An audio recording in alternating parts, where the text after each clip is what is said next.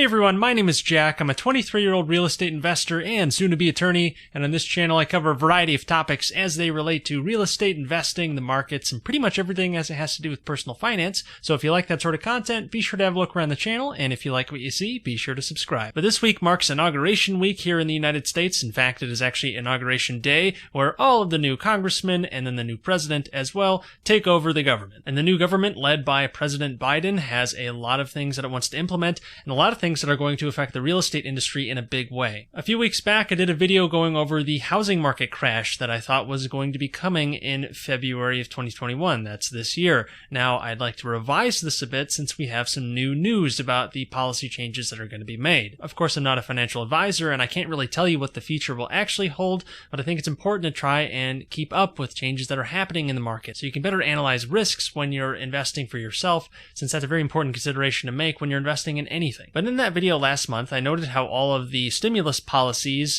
like forbearance, eviction moratoriums, foreclosure moratoriums, all these things were building a mounting foreclosure crisis. This is because those policies artificially stopped evictions and foreclosures, which artificially reduced real estate supply, and I think is the biggest reason for as to why we're seeing such a surge in housing prices right now. It's not so much that housing became more valuable in any way, it's really that there's just less supply right now, and the same, if not slightly greater demand, thanks to lowered interest rates. Because the total number of housing transactions between 2019 and 2020 didn't really change much. What changed was the amount of deals out there, the amount of total housing supply on the market. So when you have that drastically reduced supply, you're going to expect prices to keep going up. Well, the Biden administration, rather unsurprisingly, wants to keep these policies going. Recently, Biden outlined his sort of initial plan for the economy that he would try to implement as soon as he took office. So theoretically, we could see this happening within the next month. And in that plan, he wants to extend the eviction and foreclosure moratoriums all the way to September of 2021. Currently, they're set to expire at the end of January 2021, this month, because they were just extended by about a month with the last stimulus program. So the government just keeps kicking the can down the road. And the Biden administration wants to punt that can all the way to September, which would have dramatic implications for housing prices. On the rental side, there is already a huge backlog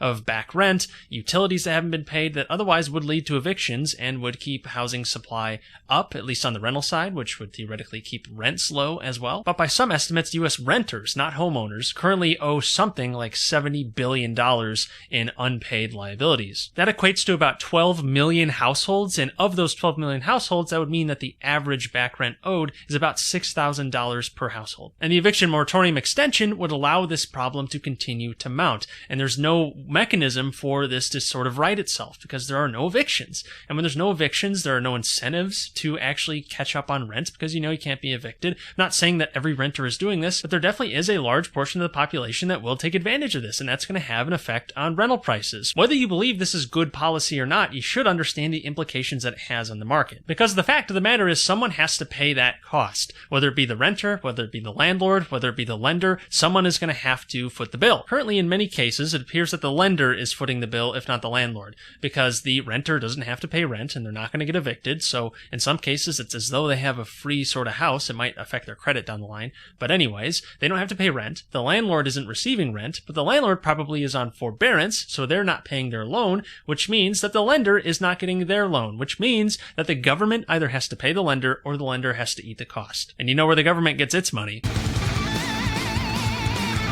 The point is that system isn't sustainable without serious consequence, and that consequence is either going to be lenders failing and tightening up, or lots of inflation through quantitative easing and bailouts. Meanwhile, at the foreclosure moratorium, you'd expect to see mounting housing prices because of the lack of supply coming online that normally would. The eventual wave of foreclosures is continuing to get bigger and bigger because each month there are basically no foreclosures, at least for government-backed loans, or at least ones that are under the umbrella of this policy or all the state policies that have banned foreclosures for the time being. There are currently about 3 million homes that are under forbearance programs, which means that they don't have to pay their mortgage for the time being, but will have to pay that back eventually. So that could trigger another sort of event that might cause foreclosures or a lot of sales to get out of the property so that you could pay off these extra payments that you otherwise had avoided during the forbearance period. But even if you stopped paying your mortgage, in many cases, you can't get evicted anyways. So there's no supply coming online when it comes to the foreclosure market, or very little at least. Or whatever the case with many loans, there's no foreclosure mechanism that would otherwise get people out of that home if they can't afford it. And because of that, that supply doesn't come onto the market. Again, you can think whatever you want about that policy, whether it's good or bad, but again, someone has to pay that cost. Right now, it appears to be new homeowners. New homeowners are paying huge premiums for the same house that would have been much cheaper just a year ago because supply is just so tightened by the eviction moratorium, by the foreclosure moratorium. You're not seeing as much supply come online, so housing prices are soaring. So first-time homebuyers are either priced out of the market completely or they're having to fork over a premium just to get into a house. Existing homeowners are certainly enjoying this as they see the equity in their home rise in many markets because of the lack of supply. I think the rise is quite artificial though because of all these government programs that have to end at some point. So you definitely want to tread carefully if you're planning on doing that. You don't want to over-leverage yourself in any case. If you're taking out too much debt to pay for a home that you otherwise can't afford easily, you're putting yourself at risk if the eventual flood of foreclosures comes or some government program ends that stops propping up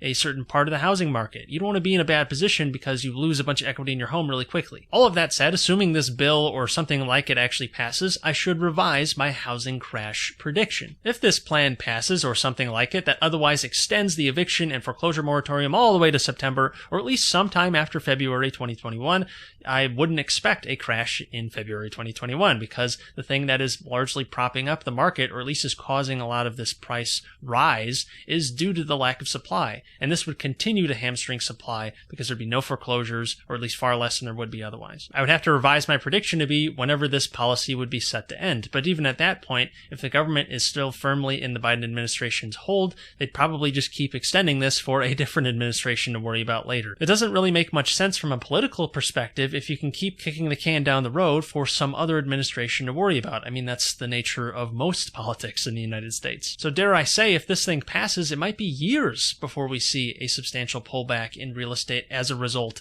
of foreclosures. There could be other factors that affect it, of course. So many things go into every single market, but I'd be a lot more skeptical of an actual pullback if we just keep putting these restrictions on foreclosures, if we keep stopping evictions, and we keep preventing the real estate market from functioning as it normally would function. I'd definitely love to hear your thoughts in the comments below. If you have thoughts about a potential housing crash, is there some factor that you think is more relevant than all of this stimulus and all of these sort of government backstops that are preventing these things from happening? Or do you think I'm still right with my prediction from a while ago that February 2021 was going to be the month of reckoning? And maybe that was true at some point, but if this thing gets extended, then the factors that I thought would be the biggest thing that would drive a housing correction would no longer be there. Whatever the case, I'd love to get your thoughts below. But that's all I've got for today. If you like this video, please like it since it helps the channel out a lot. And if you like this sort of content about the markets, real estate, investing, and pretty much everything as it has to do with personal finance, definitely subscribe since I put out new videos every single week and wouldn't want you guys to miss out. And definitely check out the links below for free stuff from Webull and Robinhood. You get some free money for opening up accounts there. I get some free money as well, which is great. It's a win-win, so please check those out. But until next time, take care.